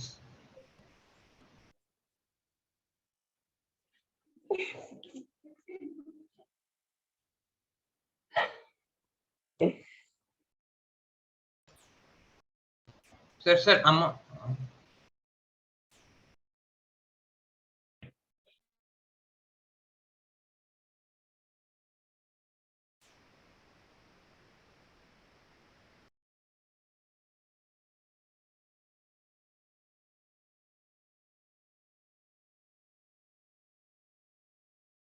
સર તમારો અવાજ નથી આવતો. 19 નંબર કયો? શેનો 19 નંબર? સર અન્ય સ્પર્ધાત્મકમાં. અન્ય સ્પર્ધાત્મકમાં 19 નંબર. ઓકે, તો થઈ ગયો ને આ ક્વેશ્ચન લાસ્ટ ટાઈમ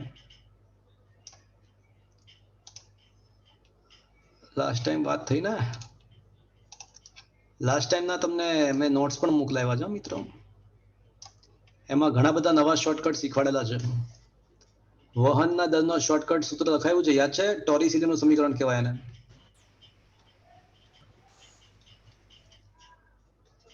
ફાઈ અથવા એને વી કહીએ આપણે. યાદ છે?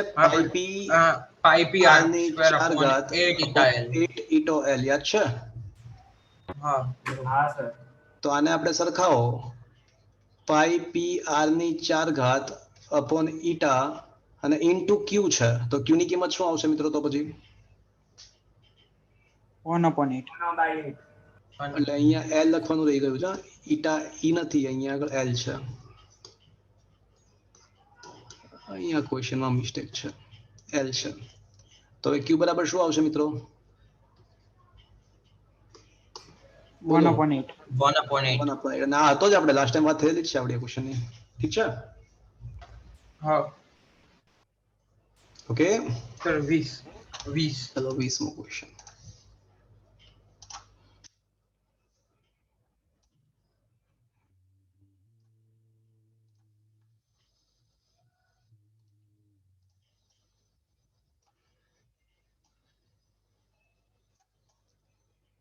ધાતુના બે ગોળાઓની ત્રિજ્યાનો ગુણોત્તર 1:2 છે.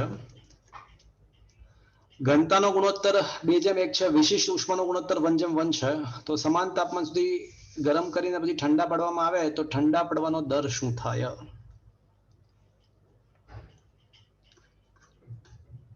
પદાર્થના ઠંડા પડવાનો દર શું થાય?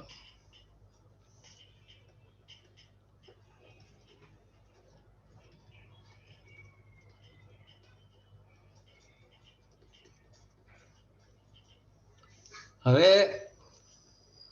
અહીંયા રકમમાં આપવું જોઈએ કે કઈ રીતે ઠંડા પડે છે. ઉષ્મા નયનથી જો આમાં બે કિસ્સા બની શકે. ઉષ્મા નયન માટે ન્યૂટન શીતનનો નિયમ લાગુ પડે.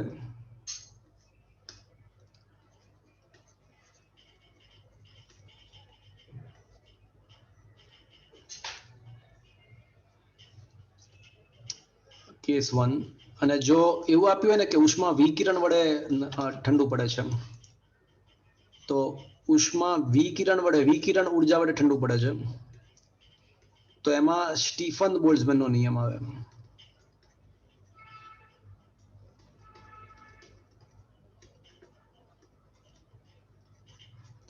એટલે આપવું પડે રકમમાં. હવે ન્યૂટન શીતનનો નિયમ હોય ને, તો dq/dt is equals to mc dt/dt. એટલે ન્યૂટન શીતનનો નિયમ હોય તો ઉષ્મા ગુમાવવાનો દર ચલે છે m/c થાય. ઠીક છે.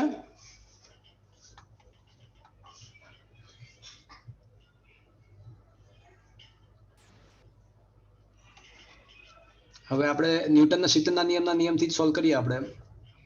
તો ઉષ્મા ગુમાવવાનો દર dq/dt, q બરાબર mc ડેલ્ટા t, તો dq/dt is equals to mc dt/dt. તો dq/dt ચલે છે mc, એટલે m is equals to શું આવશે મિત્રો?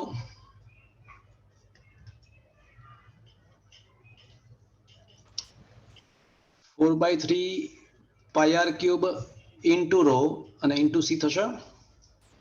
હા દળ ઇઝ ઇક્વલ્સ ટુ કદ ગુણ્યા ઘનતા. તો ઉષ્મા ગુમાવવાનો દર ચલે છે r³ રો ઇન્ટુ સી થશે મિત્રો. યસ ઓર નો? તો h1 upon હા સર. h2 હા sir is equals to r1 upon r2 નો ઘન ρ1 upon ρ2 અને ઇન્ટુ c1 upon c2 થશે. ત્રિજ્યાનો ગુણોત્તર હા. 1 છે, તો 1:2 નો ઘન એટલે 1:8 થશે. ઘનતાનો ગુણોત્તર 2:1 છે, તો ઘનતાનો ગુણોત્તર 2:1 કર્યો. અને વિશિષ્ટ ઉષ્માનો ગુણોત્તર 1:1 છે, તો 1:1 રાખો. તો આન્સર 4:1 આવશે. તો h1 upon h2 બરાબર 4:1 છે. ઓપ્શન 4:1.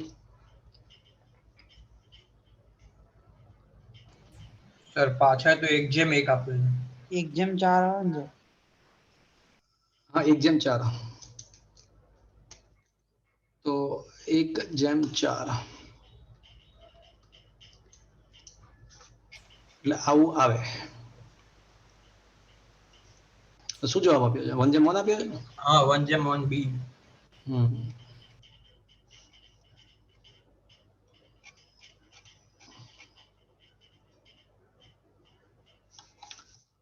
મારી દ્રષ્ટિએ તો આવો જવાબ આવે.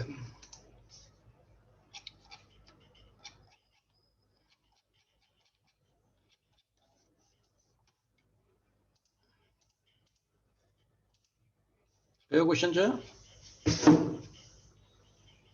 20મો. 20મો અન્ય સ્પર્ધા.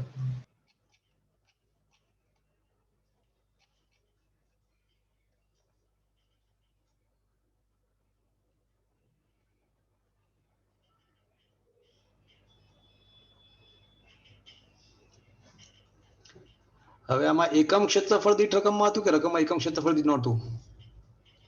રકમમાં એકમ ક્ષેત્રફળ દીઠ શબ્દ હતો? ના, એકમ ક્ષેત્રફળ નતું. તો પછી કમ વખત ગદ્દારી કરીને આપણી સાથે જો ગદ્દારી કરી નાખીને તો પછી એ લોકો આપણી સાથે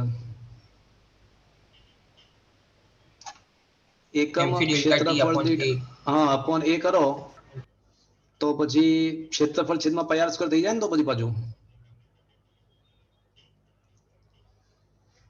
જો બોગસ માણસો છે આ લોકો, ખબર પડી તમને? હવે એકમ ક્ષેત્રફળ દીઠ હોત તો આપણે શું કર્યું હોત? છેદમાં એ લખ્યું હોત અહીંયા આગળ? હા યસ સર. ઓર નો? તો છેદમાં પાઈ આર સ્ક્વેર લખ્યું હોત? હા કે ના? હા. તો છેદમાં આર સ્ક્વેર આવત તો ખાલી આર જ બચત. ખબર પડી તમને? આર જ. હા તો 1/2 ને 2/1 1/2 થાત અહીંયા અને 2/1 થઈ જાત. ખાલી અહીંયા આર ક્યુબ ના આવત, ખાલી આર જ આવત, એક જ ઘાત આવત. ઠીક છે? હા. એટલે જે પ્રમાણે ક્વેશ્ચન પૂછ્યો છે ને એ પ્રમાણે હું સાચો છું. ખબર પડી?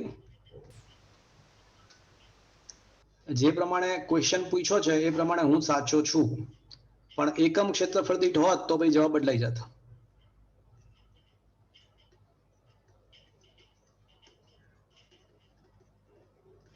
આયા બાત સમજ में?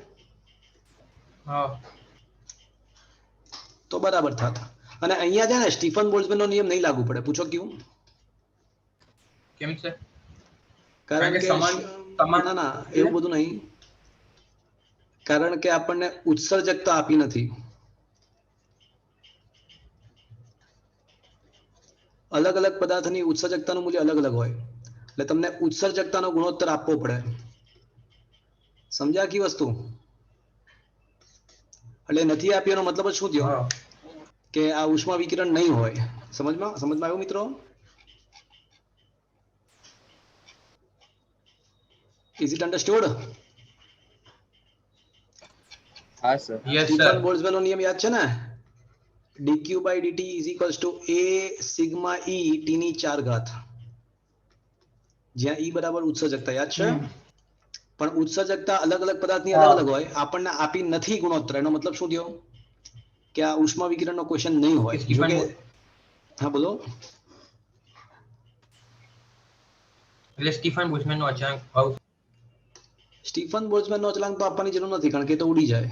એ તો સિગ્મા 1 સિગ્મા 2 સિગ્મા ઉડી જ જવાનો છે, પણ ઉત્સર્જકતા તો આપવી પડે ને.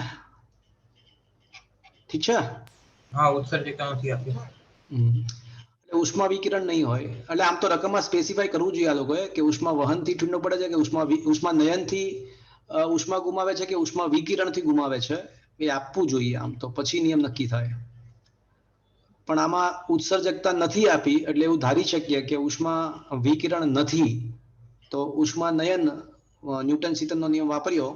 એમાં એક ક્વેશ્ચનમાં મિસ્ટેક છે પાછી. એકમ ક્ષેત્રફળ દીઠ ક્વેશ્ચનમાં પૂછવાનું હતું, પણ જે પ્રમાણે ક્વેશ્ચન પૂછ્યો એ પ્રમાણે 1/4 આવે અને એકમ ક્ષેત્રફળ દીઠ હોય તો શું આવે? તો 1/1 આવશે. ઠીક છે?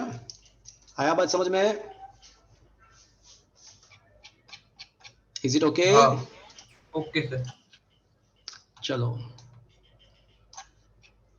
તો આ ચેપ્ટર મિત્રો ખાસું ચાલ્યું, 5-6 લેક્ચર ચાલ્યું, પણ આમાં 11મા ચેપ્ટરના પણ લગભગ અડધું પડધું પતી ગયું. 11મું ચેપ્ટર પણ.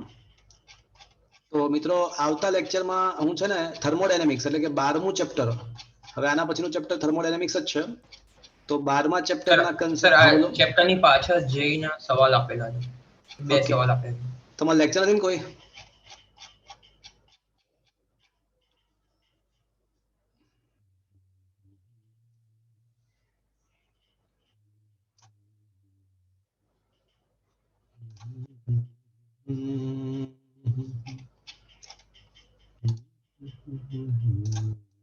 સાંભળજો, બહુ સરસ ક્વેશ્ચન છે મિત્રો. It's a very interesting question. રકમમાં એવું આપ્યું છે કે શિરોલમ નળાકાર પાત્રમાં ભરેલા આદર્શ વાયુ m દળ ધરાવતા અને મુક્ત રીતે ગતિ કરતા પિસ્ટનને ટેકવે છે. પિસ્ટન સિલિન્ડર બંનેનું આડછેદે છે અને સમતુલન સ્થિતિમાં વાયુનું કદ v0 છે, દબાણ p0 છે. હવે પિસ્ટનને તેની સમતુલન અવસ્થામાંથી સહેજ રીતે છોડી અને ચલિત કરીને છોડી દેવામાં આવે છે. સમતુલન સ્થિતિમાંથી પિસ્ટનને તેની સંતુલન અવસ્થામાંથી સહેજ ચલિત કરીને છોડી દેવામાં આવે છે. આ પિસ્ટન છે, રાઈટ? અને અહીંયા સિલિન્ડર છે અને પિસ્ટન છે, માની લો કે આ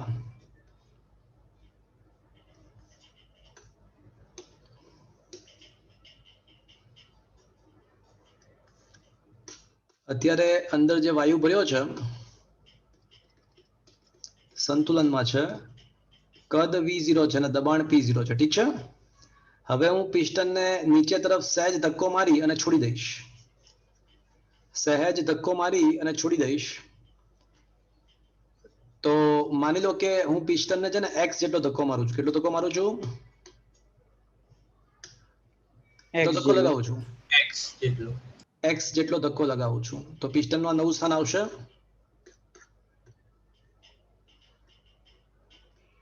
હા.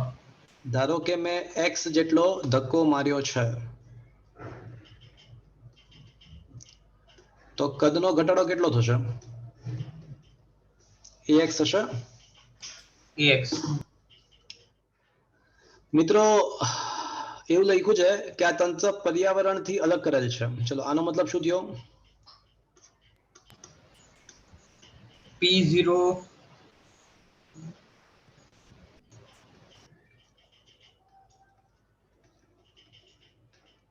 બોલો બોલો.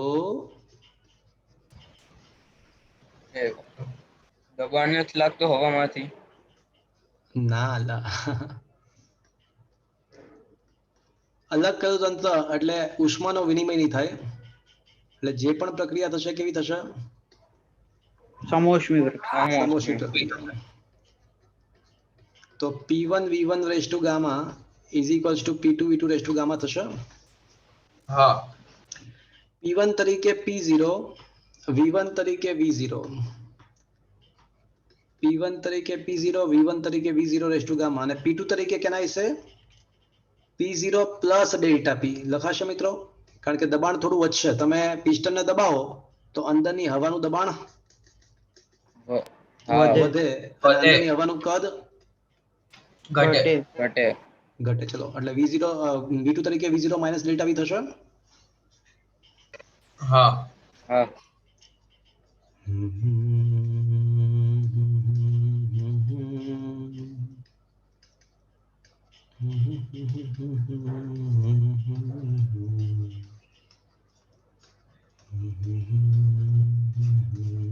ચલો લખાશો મિત્રો આવું?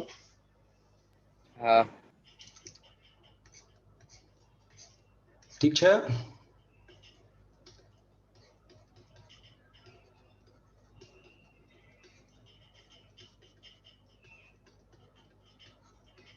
થશે આવું? હા. ઠીક છે. અહીંયા સુધી પહોંચ્યા? હા સર.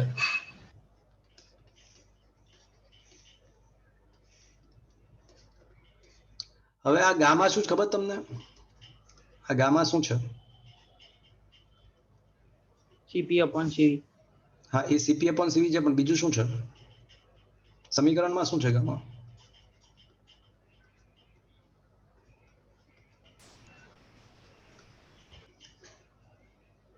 મતલબ ઉપર વાંદરો છે, વાંદરો. ઠીક છે. હા. વાંદરો હોય તો યાદ છે કૂદકો મારે? હા સર. હા સર. ક્યાંથી આવ્યું? દ્વિપદી પ્રમાણે. અને વધુ ગતવાળા પદો અવગણતા. ઠીક છે. અવગણતા. હા હા.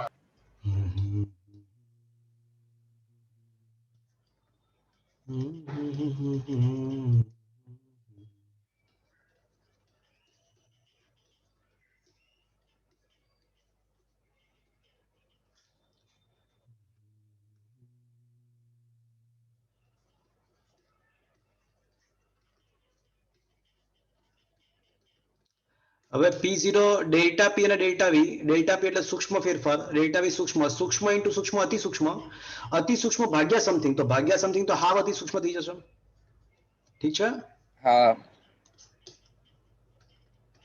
તો delta P by P0 is equals to gamma delta V by V0 થશે. હા તો ડેલ્ટા P બરાબર gamma P0 by V0 into A into X લખાય, કારણ કે ડેલ્ટા V બરાબર યાદ છે 8 હા. ગુણ્યા X હતું.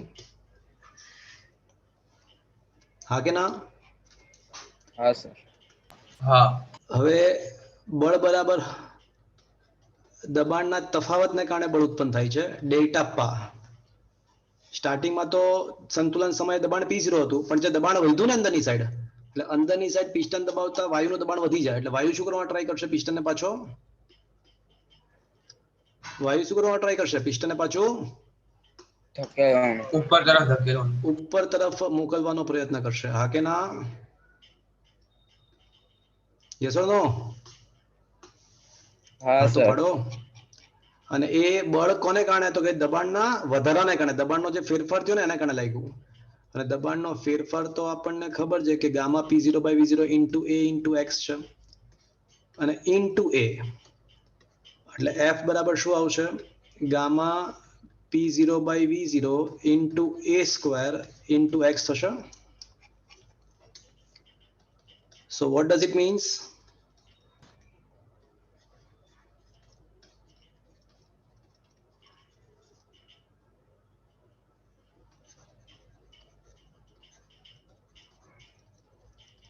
સહાગર કરે.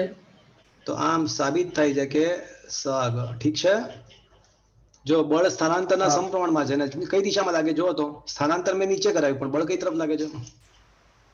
ઉપર. ઉપર તરફ. પર તરફ. તો સરળ આવત ગતિ કરે જેવું સાબિત થયું મિત્રો. હા હા સર. તો સાબિત કરવાનું જ હતું કે શું લખ્યું? જો તો સાબિત કરો કે સરળ આવત ગતિ કરે છે, અને એની આવૃત્તિ પણ શોધવાની છે. તો સરળ આવત ગતિની આવર્તકાળ આપણને ખબર છે. આવર્તકાળનું સૂત્ર શું છે મિત્રો? 2π √m by k by root m by k. L by g. M by K. અરે લોલક થોડી ના છેલા. હા બરોબર, લોલક નથી તો L by g ના. અને કેના બદલે શું આવશે?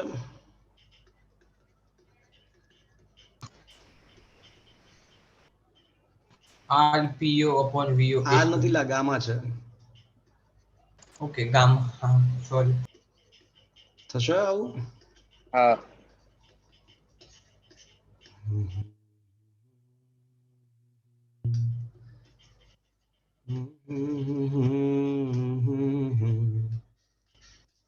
तुझको ज़मीं पे बुलाया गया है.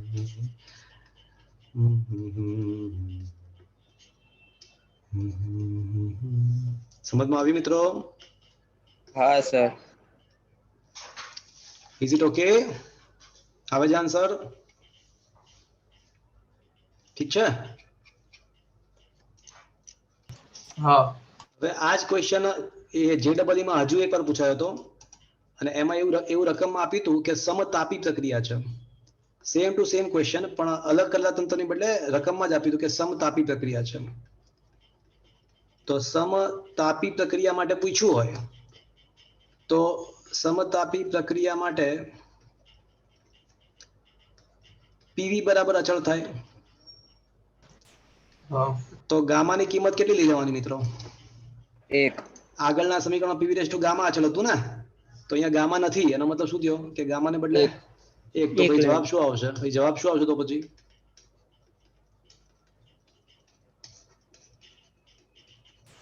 PO A square upon MVO. તો આ જવાબ આવે. ઠીક છે મિત્રો? હમ હા. आया बात समझ में? ठीक है। हाँ सर।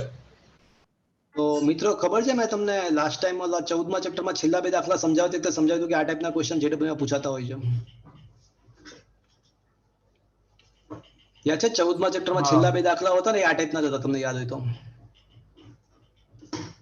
હા યાદ આવે છે? 18 અને 19. તો આ જેડબલ્યુ લેવલ છે ભાઈ.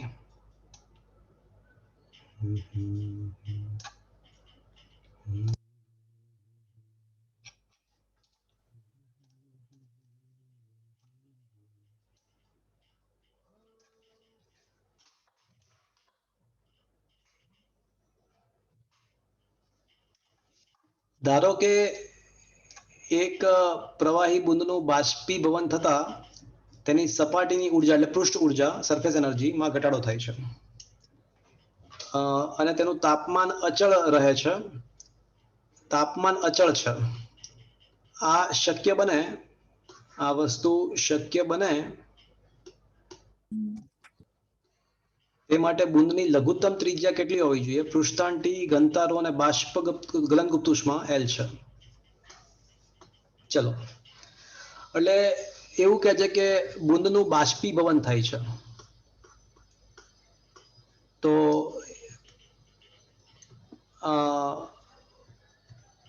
પૃષ્ઠ ઉર્જાનો ઘટાડો is equals to can I say બાષ્પીભવન માટે જરૂરી ઉષ્મા. હા.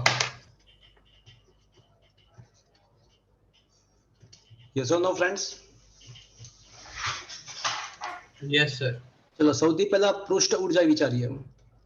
તો તમને યાદ છે પૃષ્ઠતાણની વ્યાખ્યા શું હતી?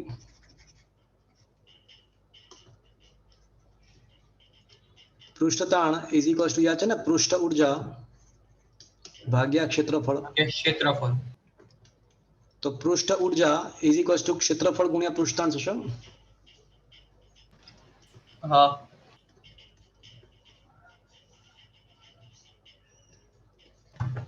થશે મિત્રો? ચલો આટલું સમજ્યા? તો પૃષ્ઠ ઉર્જાનો ફેરફાર બંને બાજુ ત્રિજ્યા પ્રત્યે વિકલન કરીએ તો 4πt² આવી જશે અને r² નું વિકલન 2r થશે. 2r. હા. તો પૃષ્ઠ ઉર્જાનો ઘટાડો કેટલો થશે? 8πtr × dr થશે. હા. ચલો આટલું સમજ પડ્યું? હવે બાષ્પીભવન માટે જરૂરી ઉર્જા તો Q બરાબર ml થશે મિત્રો. હા. 4/3πr³ × ρ × L લખાય. હા પડો. હા સર. તો બંને બાજુ વિકલન કરતા એટલે બાષ્પીભવન માટેની ઉષ્માનો ફેરફારનો દર 4/3π ρ L કોમન અને r³ નો 3r². 3r². 3 કેન્સલ. તો dq બરાબર શું આવશે મિત્રો? 4π ρ L × r² dr આવશે. 4π ρ L. અને હવે સરખાવતા તો પૃષ્ઠ ઉર્જાનો ઘટાડો ઇઝ ઇક્વલ્સ ટુ બાષ્પીકરણ ઉર્જાનો વધારો. ઠીક છે? તો સમીકરણ 1 અને 2 પરથી 8πtr dr is equals to 4π ρ L r² dr થશે.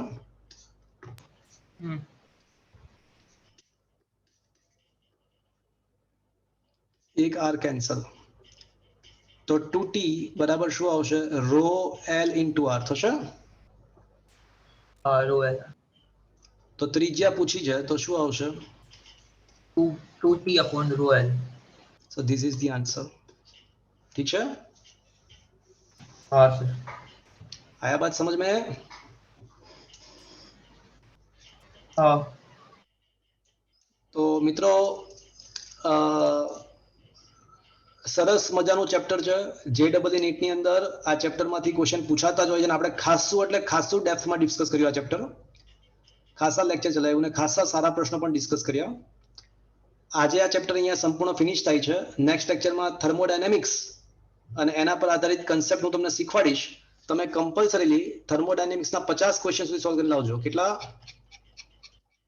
આ થર્મોડાયનેમિક્સ દેખાય છે એના 50 ક્વેશ્ચન સુધી સોલ્વ કરીને લાવજો. બરાબર છે?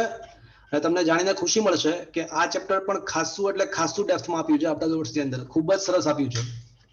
તો 50 ક્વેશ્ચન સોલ્વ કરીને લાવજો. ઓકે? તો મિત્રો આજનો સેશન અહીં આગળ આપણે ફિનિશ Okay, કરી sir. રહ્યા છીએ. Thank you. ઓકે, તો મિત્રો sir. એન્ડ કરીએ છીએ. Bye, good by.